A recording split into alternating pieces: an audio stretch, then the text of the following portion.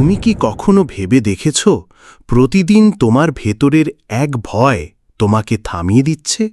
না, সেটা বাইরের দুনিয়া নয়, সেই ভয় হল অলসতা, যে তোমাকে বলে এখন নয়, পরে করব, আরও একটু বিশ্রাম নিই, আজ একটু দেরি করে শুরু করি।